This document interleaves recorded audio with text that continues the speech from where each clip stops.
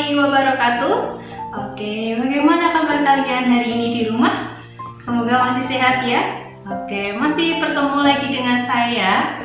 Nah, untuk kali ini saya akan masih membahas tentang berita. Nah, sesi yang satu masih membahas tentang berita, yaitu tentang ciri-cirinya ya. Masih ada yang ingat kemarin ciri berita itu ada berapa? Ada 3, betul, ada 3. Kalau yang masih ingat, coba diingat-ingat kembali. 3 itu ada apa saja? Yang pertama itu adalah harus faktual, dan harus informatif. Saya tambahkan satu kali lagi, yaitu berita cirinya yang keempat itu harus akurat. Apa itu akurat? Akurat itu harus tepat ya, harus rinci. Apa yang dimaksudkan itu harus tepat kayak gitu. Jadi tidak boleh kurang, tidak boleh lebih. Itu namanya adalah akurat. Nah, contoh akurat itu adalah ditandai dengan angka-angka. Nah, hari tanggalnya pas kayak gitu ya. Jadi itu adalah akurat. Nah, kalau misalnya kalian ketemu banyak orang yang sakit, nah itu tidak akurat karena itu merujuk pada kata sifat ya. Banyak bagiku belum tentu banyak bagi orang lain. Nah, misalnya 13 orang sakit, nah itu berarti akurat karena merujuk pada angka-angka. Nah, saya mau menanyakan tugas yang kemarin ya. Tugas kemarin kalian saya minta untuk membuat jurnal yang berkaitan dengan virus corona. Nah, sekarang saya mau menunjukkan contoh jurnal saya, tapi selain kasus corona ya. Di sini saya punya 3 buku jurnal. Saya tunjukkan dulu ya. Nah, ini adalah 3 buku jurnal. Yang ini adalah 2013, 2014, dan 2015. Nah, di sini memuat beberapa berita yang dimuat dari satu hari ke hari yang lain. Oke, saya mau ambil yang warna biru. Yang ini tadi adalah tahun 2014. Ayo, tahun 2014 kalian umurnya berapa?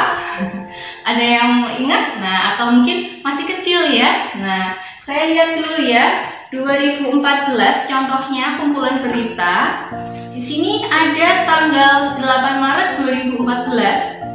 Saya menuliskan tahun 2014 hari ini, yaitu ada pesawat Malaysia dengan penumpang sejumlah 220 orang dan 20 awak dinyatakan hilang dalam penerbangan Malaysia Beijing. Nah, berarti ini sudah akurat karena merujuk pada angka. Angkanya berapa ini tadi?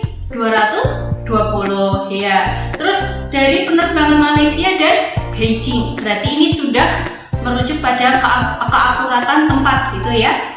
Oke, paham ya di sini tentang akurat? Paham. Terus di sini ada lagi, saya tuliskan lagi di tanggal 21 Maret 2014 itu ada berita ya. Saya bacakan hari tanggal 21 Maret 2014 beritanya yaitu SBY ganti istilah Cina dengan istilah Tionghoa.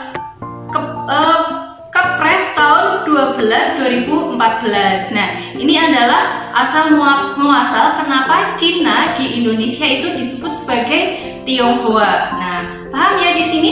Jadi dari tahun ke tahun, bulan ke bulan, hari per hari itu beda-beda beritanya.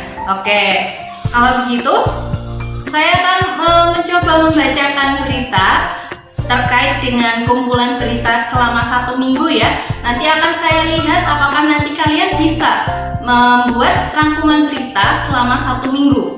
Nah, di sini saya sudah membuatkan ringkasan berita. Oke, saya taruh dulu. Nah, contohnya di sini. Nah, kemarin kan kalian sebelumnya sudah saya minta untuk merangkum berita selama 1 minggu. Nah, itu tugas bahasa Indonesia. Nah, tugas bahasa Indonesia ini berkolaborasi dengan tugas multimedia. Nah, di tugas multimedia nanti kalian diminta untuk menampilkan sebuah rangkuman berita dalam bentuk audiovisual seperti yang saya lakukan ini ya. Oke, jadi yang harus kalian lakukan adalah seperti ini. Tolong diperhatikan dengan baik. Assalamualaikum warahmatullahi wabarakatuh. Perkenalkan, nama saya adalah Fitriana Rahmawati.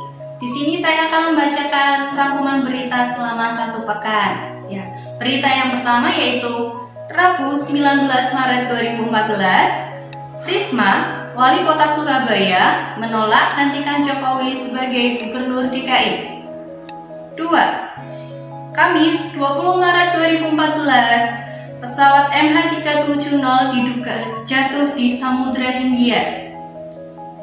3. Jumat 21 Maret 2014, pencarian pesawat MH370 hingga masuk wilayah Indonesia yaitu Selat Sunda. Demikian informasi yang saya sampaikan. Terima kasih. Wassalamualaikum warahmatullahi wabarakatuh. Nah, seperti itu tadi ya adik-adik sekalian. Ketika kalian menampilkan berita, kalian harus jelas dan akurat. Nah, tugas kalian di rumah yaitu kalian coba lakukan seperti yang saya kerjakan, yaitu membuat rangkuman berita dan juga menampilkannya dalam bentuk video. Nah, nanti kalian mengumpulkannya di hari Sabtu. Nah, kalau misalnya kalian hari Sabtu sudah selesai, bisa kalian kirimkan kepada ustazah yang mengampu mata pelajaran multimedia, atau nanti kalian kalau misalnya masih perlu mengedit atau lain sebagainya, kalian bisa mengirimnya di hari Minggu ya. Oke, sekian dulu. Terima kasih atas perhatiannya. Wassalamualaikum warahmatullahi wabarakatuh.